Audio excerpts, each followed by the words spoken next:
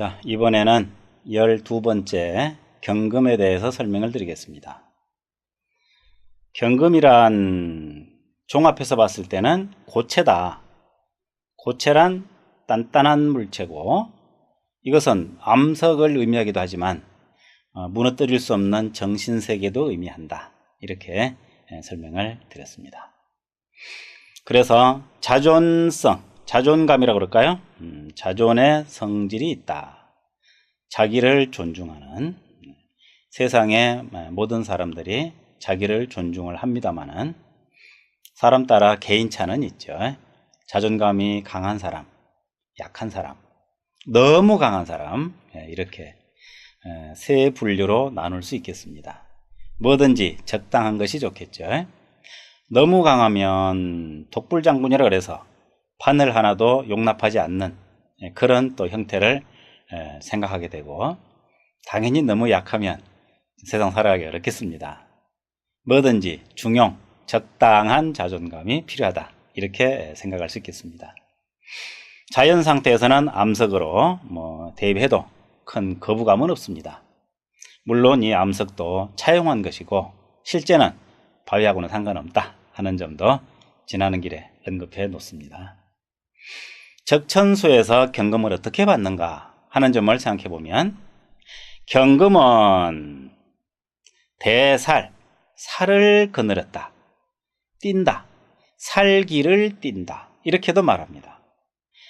살기란 것은 무엇을 죽이려고 하는 그런 성질을 말합니다. 요것은 좀 경금에 대한 오해가 아닌가 하는 생각을 짐짓해 봅니다.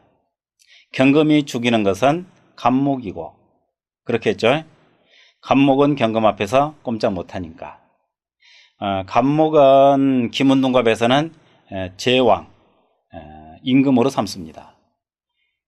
임금을 죽이는 자, 살객, 킬러, 이렇게 오해가 있지 않았을까 하는 생각을 짐짓해 봅니다. 사실은 경금은 매우 선량합니다. 혹시 이런 글귀로 인해서 오해가 없어야 되겠습니다. 그러려니 하고요. 강건하다, 강하고 건하다, 그죠? 강강하고 건왕하다, 이게 바로 자존성을 의미합니다. 자존감을 가지고 있는 존재다.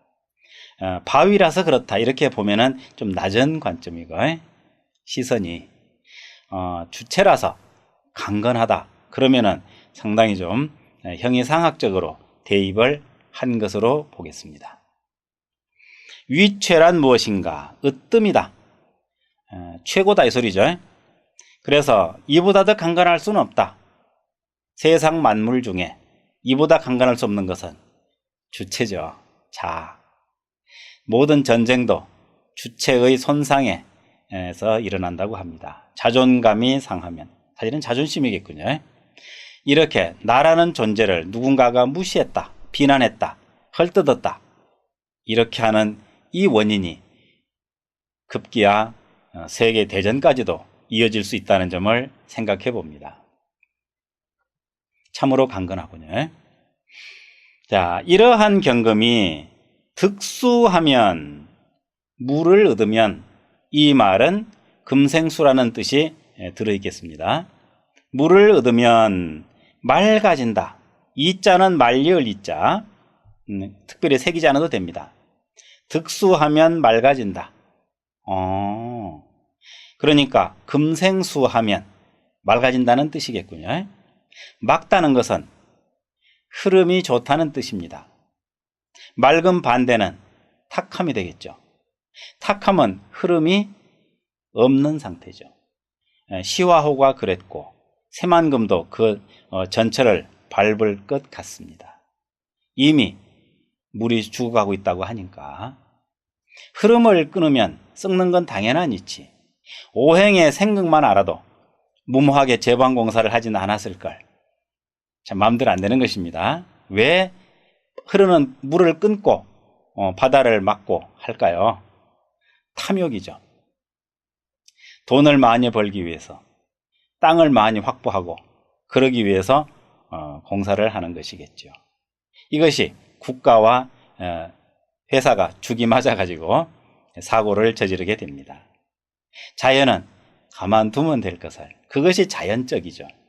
그게 무엇인가 가한다면 이미 부자연스러운 것으로 결과가 날 수밖에 없다, 이렇게 생각을 해봅니다. 안타까워서 드리는 말씀입니다. 금이 물을 만나면, 즉 사유하고 사고하는 것을 말합니다. 지혜죠. 그러니까 공부를 하고 책을 보든 또는 강의를 듣든 생각을 많이 하게 되면 이것이 물을 얻은 것입니다. 흐름을 타게 되는 거죠. 그러면 맑아집니다. 맑아지게 되면 투명하겠죠? 지혜로워지겠죠? 이것이 바로 수는 지혜다 하는 공식하고 연결이 될 수 있는 것입니다. 그래서 맑아집니다. 지혜로운 사람은 맑을까요? 탁할까요? 맑겠죠. 이렇게 간단합니다. 네. 간단하게 이해하면 가장 좋죠. 복잡한 것은 너무 에너지 소모가 큽니다. 자, 화를 얻으면 득화하면 어떻게 되느냐? 금이, 주체가, 경금이 화를 얻었다는 얘기는 시련이 되겠네요. 화급금 할 테니까. 시련을 만나게 됐을 때 어떻게 되나요? 시련 겪어보셨는지요? 사업이 잘 안 풀려서, 공부가 성과가 여의치 못해서, 또는 직장이 힘들어서 누구나 살아가면서 시련을 겪기 마련입니다. 사주가 좋든 안 좋든, 운이 좋든 안 좋든 이런 시련을 당해서 자아는 어떻게 되느냐? 이예, 날카로워진다 하는 뜻입니다. 예리해집니다. 자아를 시련을 주지 않으면, 자아가, 정신이 시련을 만나지 않으면 무기력해지겠죠. 이것을 우리는 사자성어로 마마보이라고 합니다. 자존 스스로의 정신이 죽어버리는 거죠. 이런 사람도 군대 가서 4주 동안 훈련을 받게 되면 또 올돌해집니다. 그러면 어떻게 된 거냐? 그게 바로 예리해진 것이다 하는 것이죠. 예리해지면 상황을 받아들이는데 빠릿빠릿하겠죠. 그러니까 주체는 수도 만나야 되고 화도 만나야 되는군요. 화를 만나지 못하면 둔하고 우둔하고, 수를 만나지 못하면 탁합니다. 그래서 경이라는 이 글자, 즉 주체를 의미하는 이 경은 수를 만나거나 화를 만나거나 둘 다 만나거나 하면 참 좋을 것 같습니다. 화를 만나지 못한 경금, 이렇게 평가가 되는군요. 네, 이해할 만 하겠습니다. 다음, 토가 윤택하면 이 소리입니다. 토가 윤택하다는 말은 습토를 말하겠네요. 가령 기토라든지 진토나 축토, 혹은 술토라면 해자수가 옆에 끼어 있거나 무토라면 임계수가 옆에 있을 때 윤토라고 말할 수 있습니다. 토가 윤택하다, 수분을 머금었다는 뜻이 되겠죠. 그렇게 되었을 때는 생을 받는다 하는 뜻이 되겠습니다. 토가 윤택해야만 생을 받는다는 이 경금의 특성을 논하고 있습니다. 그러면 토가 메마르면 어떻게 될까? 메마르다는 뜻입니다. 메마르게 되면 물렁해진다는 얘기입니다. 부스러진다. 원래 토생금이니까 금은 토를 만나면 바로 생을 받는다. 이것이 기본 오행 공식입니다. 그런데 윤토와 건토, 즉 조토가 되겠습니다. 이 토의 상황에 따라서 실제로 경에게 미치는 영향이 다르다는 것을 이제 이해할 때가 되었네요. 토는 윤토가 돼야 만물을 생합니다. 어찌 경금뿐이겠습니까? 산천 초목도 윤토일 때 무럭무럭 자라겠죠? 조토라면, 건토라면 모든 만물은 성장을 멈추고 심하면 고사될 것입니다. 수분을 포함해야만 초목이 자랄 수 있는 거죠. 이렇게 토의 상태를 구분하는데 가끔은 스스로 경금으로 태어난 사람이 조토만 있을 때, 즉 경술일주가 좌우에 4, 5화를 거느렸을 때 딱 해당되는 케이스죠. 생이 안 된다고 그랬다고 저에게 항의를 한 적이 있었습니다. 생이 안 된다. 책에 써 있는 걸 나는 말했을 뿐인데 생이 된다고 자꾸 우기는 거죠. 그러면 그래 알고 살아라. 이렇게 저는 또 말을 합니다. 어떡하겠습니까? 사실은 안 되게 하겠습니까? 어쩌면 유통기한 지난 빵도 먹으면 죽는 건 면하겠죠. 그런 정도의 의미로 아마도 경도 선생이 이 구절을 쓰지 않았을까 생각해 봅니다. 그런데 그 말이 서운해 가지고 저자도 아니고 역자에게, 번역한 사람 역자에게 항의하고 따집니다. 그 자체가 어떻습니까? 그게 바로 생을 못 받는 것입니다. 생각하고 말하는 거 보면 다 나와 있죠. 만약에 경진일에 태어났거나 경술이라도 좌우에 해자수가 있었더라면 그런 걸로 따지겠어요? 문득 생각이 나서 언급해 봤습니다. 아직도 공부 잘 하는지 모르겠네요. 갑자기 궁금해집니다. 그 다음은 있으나 마나 한 얘기가 붙어 있습니다.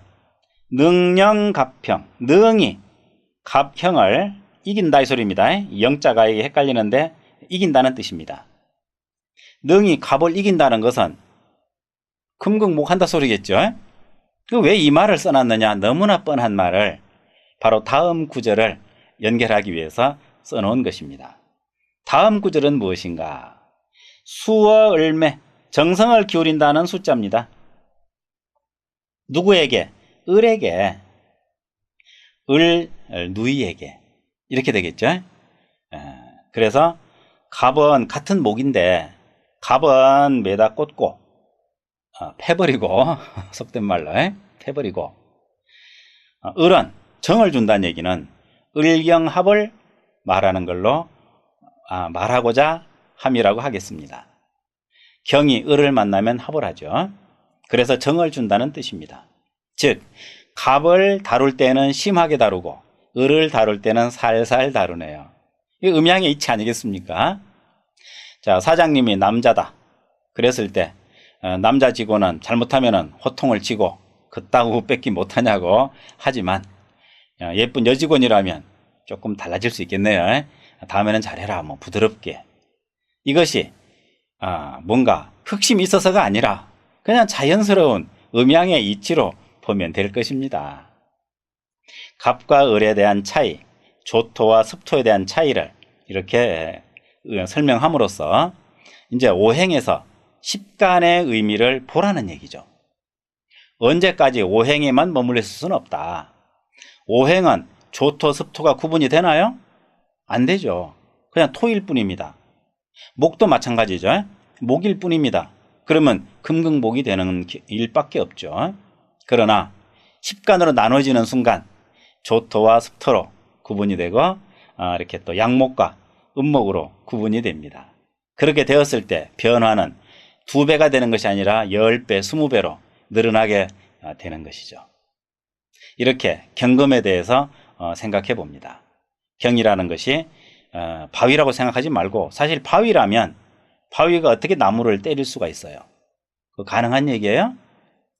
혹 곰이 개미 찾다가 바위를 굴려가지고 굴러가는 바위가 나무를 쳤다면 혹 모르겠습니다.